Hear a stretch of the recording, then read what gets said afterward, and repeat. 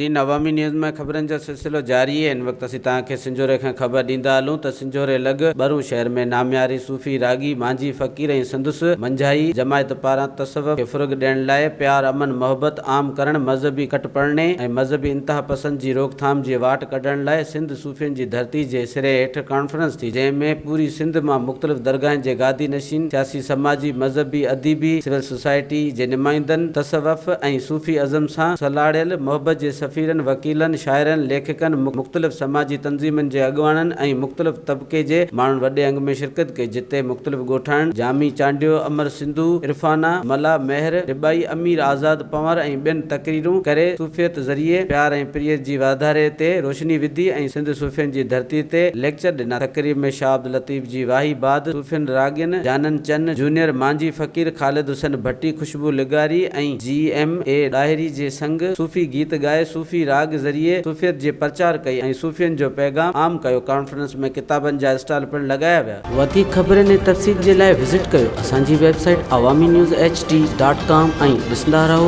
Awami news HD।